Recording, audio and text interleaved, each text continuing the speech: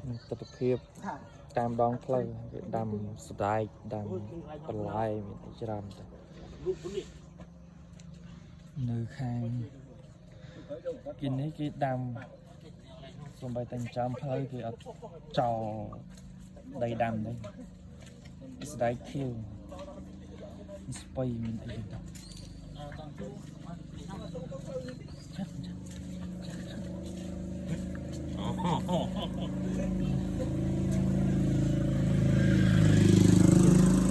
អមវត្តបេះបន្លែស្ដាយខៀវតាមចំផ្លូវ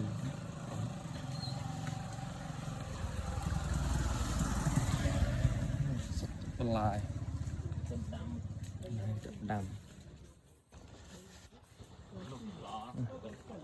ដាំ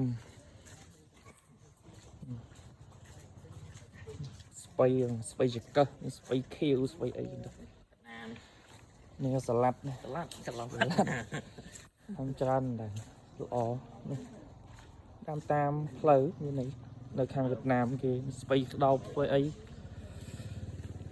នៅនេះគេអត់ចោលដីនេះបីដីបណ្ណាគេដាំបានដំណាំហូបតាមផ្ទះប្រចាំថ្ងៃគេយើងដីសល់តលាយនៅក្នុងផ្ទះគេបងប្អូនសិតតែបន្លែអីចឹងទៅក្នុងផ្ទះគេទៀតនេះឲ្យស្អាតនេះផ្លូវនៅក្នុងភូមិគេទេលក្ខណៈជនបទទេផ្ទះផ្លូវតូចដែរទេយើងចាញ់ពីផ្លូវធំទស្សនភាពតាមផ្លូវ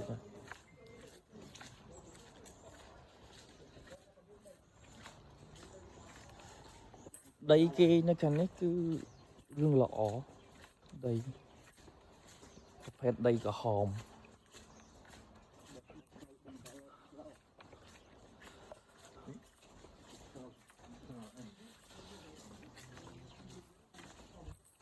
អូ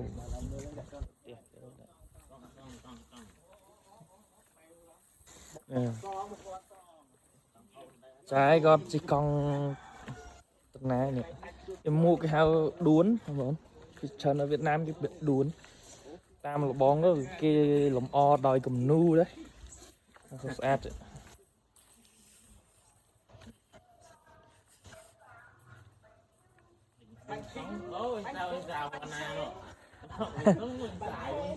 បាញ់ហយការប្រើប្រាស់ភាសានំគឺយើងប្រើបាញ់ដែរបាញ់ហយបាញ់ឆែវអីយើងប្រើពាក្យកម្ចីវៀតណាមគេប្រើពាក្យបាញ់នំ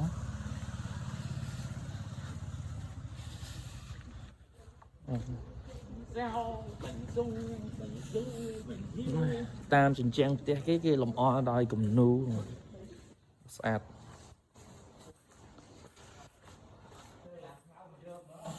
ហើយមេឃរឿងត្រជាក់ព្រឹកនេះគឺ10អង្សា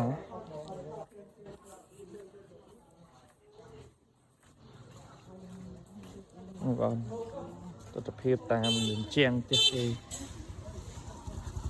អាចបន្តឥឡូវយើងដល់ផ្លូវបំបែកហ្នឹងពីច្រើនសិតតែបន្លែ